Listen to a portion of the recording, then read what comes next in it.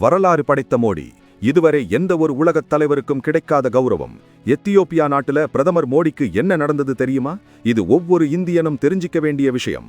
பிரதமர் மோடி இப்போ 3 நாடுகளுக்கு அரசுமுறை பயணம் போயிருக்காரு. ஜார்டன்ல ஆரம்பிச்சு இப்போ எத்தியோப்பியால இருக்காரு. ஜார்டன் இளவரசரே காரை ஓட்டிட்டு வந்து மோடியை கூட்டிட்டு போனது ஒரு பக்கம் ஆச்சரியமா இருந்தா, எத்தியோப்பியாவிலும் அதே மேஜிக் நடந்திருக்கு.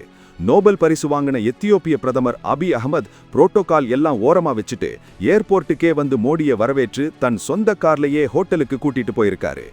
உலக அரங்கில் இந்தியாவுக்கும் நம்ம ஊர் மக்களுக்கும் கிடைக்கிற இந்த மரியாதை சர்வதேச உறவுகள்ல ஒரு பெரிய மைல்கல். ஆனா இப்பதான் கிளைமேக்ஸ். எத்தியோப்பியா நாட்டோட மிக உயரிய விருதான the Great Honour Nishan of Ethiopia விருதை மோடிக்கு வழங்கியிருக்காங்க. அடேங்கப்பா, இதோட ஹைலைட் என்னன்னா, இந்த விருதை வாங்குற முதல் வெளிநாட்டு தலைவர் நம்ம பிரதமர் மோடி தான். வேற எந்த நாட்டு லீடருக்கும் இதுவரை இது கிடைக்கல. எத்தியோப்பிய நாடாளுமன்றத்துல உரையாற்ற போற மோடி அங்க இருக்கிற இந்தியர்களையும் சந்திக்க போறாரு.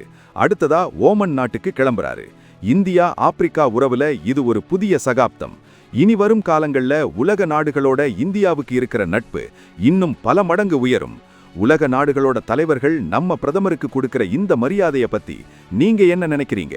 பெருமையா இருந்தா ஒரு லைக் போடுங்க. உங்க கருத்தை கமெண்ட்ல சொல்லுங்க. மறக்காம சப்ஸ்கிரைப் பண்ணுங்க.